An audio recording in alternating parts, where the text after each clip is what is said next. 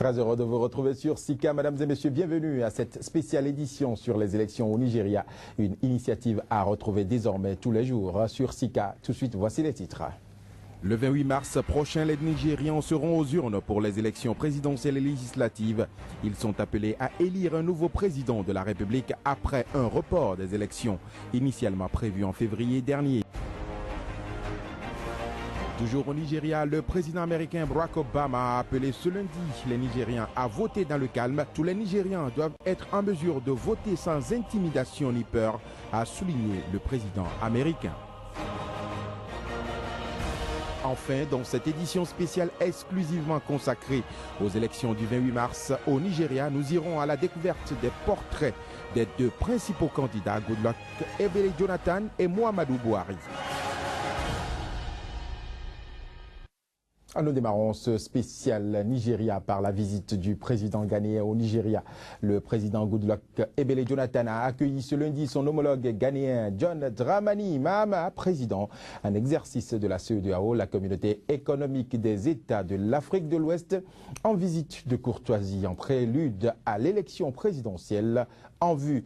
John Dramani Mahama a appelé à une élection libre, transparente et crédible, un appel solennel formulé aussitôt à son arrivée à l'aéroport international Nnamdi Azikiwe d'Abidjan, tout en indiquant l'impact d'un scrutin réussi pour la stabilité de ce pays et la sous-région. Le président ghanéen a invité les différents candidats à une campagne apaisée au fair-play durant tout le processus. John Dramani Mahama a en outre promis tout le soutien de l'organisation ouest-africaine, la CEDEAO, au scrutin du 28 mars prochain.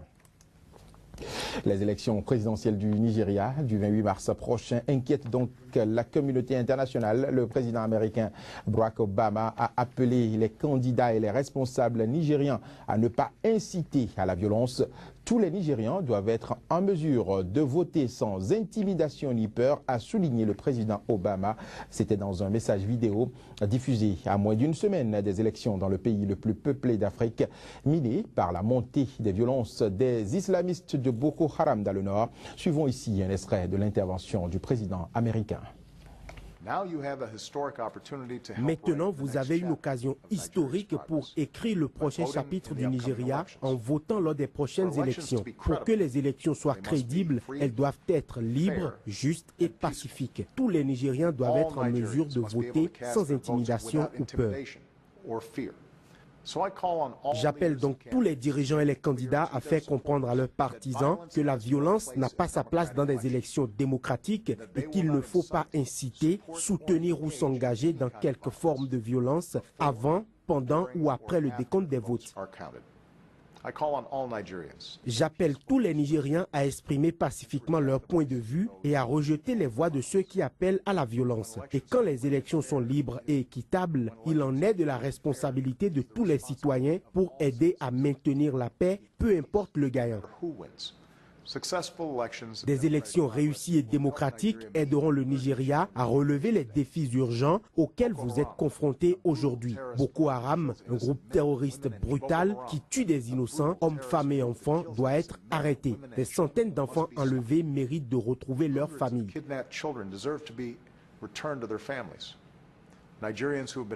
Les Nigérians qui ont été forcés de fuir méritent de retourner dans leur foyer. Boko Haram veut détruire le Nigeria et tout ce que vous avez construit. Par votre vote, vous pouvez aider à sécuriser les progrès de votre nation. Les Nigérians sont donc appelés aux urnes le 28 mars prochain. L'élection initialement prévue pour le mois de février a dû être reportée pour des raisons d'insécurité toujours persistantes au sein du pays le plus peuplé d'Afrique. Les détails dans ce reportage. Le 28 mars prochain, le pays le plus peuplé d'Afrique, quelques 173 millions d'habitants, ira aux urnes après un report des élections, initialement prévues en février pour des raisons de sécurité. Le président en fonction, Goodluck Jonathan, va tenter de briguer un second mandat face au principal candidat de l'opposition, l'ancien général Muhammadu Buhari. Des élections qui se déroulent dans un climat tendu, le nord du pays est en butte aux attaques incessantes des islamistes de Boko Haram qui ont fait des milliers de morts. Très critiqué, Goodluck Jonathan veut rassurer les électeurs et tente de se montrer aux avant-postes du combat mené contre les insurgés par l'armée nigériane, aidée du Tchad, du Niger et du Cameroun. Le plus important est de s'assurer que nous chassions Boko Haram hors du Nigeria. Et nous ne leur permettrons d'aller dans aucun autre pays. En face, l'ex-général Muhammadu Buhari, 72 ans, se présente pour la 4e fois à la présidence du Nigeria. Musulman et originaire du Nord, il s'est forgé une réputation d'incorruptible au fil des années. Un atout important dans ce pays pétrolier, la plus grande puissance économique d'Afrique, écartelée entre un Nord déshérité et un Sud prospère, gangréné par les détournements d'argent. Jusqu'à présent, j'ai visité 34 États. Et dans chacun de ces États, il y a 3 choses qui sont essentielles, qui sont des fondamentaux de ce pays. L'insécurité, la destruction de l'économie et la corruption. Tous les Nigérians sont inquiets. À Lagos, capitale économique du Nigeria, est favorable à l'opposition. Les électeurs récupèrent leur carte électorale pour ce scrutin qui, pour la première fois, sera en partie électronique. Pour certains électeurs, l'insécurité effraie, tout comme la situation économique. Nous voulons voir les profits de la croissance économique de ces dernières années redistribués équitablement aux gens de la rue. Le Nigeria est la première économie d'Afrique. Nous voulons le changement, et ce n'est que justice. Regardez les lycéennes de Chibok. Nous les cherchons toujours, et personne ne sait où elles sont. Mais le scrutin pourra-t-il se tenir dans de bonnes conditions? Le nord-est du pays est toujours en proie aux violences de Boko Haram, malgré la reprise de nombreuses villes par l'armée. Des centaines de milliers de réfugiés chassés par les combats n'auront probablement pas accès au scrutin. Et surtout, beaucoup redoutent des attentats dans des bureaux de vote, en particulier dans le nord du pays. La spéciale édition consacrée à l'élection du 28 mars 2015 au Nigeria se poursuit. Goodluck Jonathan Ebele, le président du Nigeria, va donc tenter de briguer un second mandat. Ce sera le 28 mars prochain à la tête du pays le plus peuplé d'Afrique, miné par un conflit ethnique depuis 2011. Ce dernier affiche son assurance pour ces élections. Je vous invite ici à découvrir son portrait à travers ce reportage. Son bilan est loin de faire l'unanimité. Et pourtant, Goodluck Jonathan, le président sortant du Nigeria, est en lice pour un second mandat à la tête de la première économie d'Afrique. Cela fait 5 ans que ce docteur en zoologie de 57 ans gouverne le Nigeria. 5 années qui ont vu une progression inquiétante du groupe islamiste Boko Haram. Boko Haram s'est emparé de pans entiers du nord-est du pays, tuant plus de 13 000 personnes. Face à l'offensive des islamistes, Goodluck Jonathan a longtemps été critiqué pour son inaction. Aujourd'hui, il veut rassurer les électeurs et promet à tout bout de champ une fin rapide à l'insurrection. Il a reçu l'appui de l'armée tchadienne, l'une des plus puissantes de la région, qui se bat aux côtés de l'armée nigériane et de celle du Niger et du Cameroun. Le plus important est de s'assurer que nous chassions Boko Haram hors du Nigeria.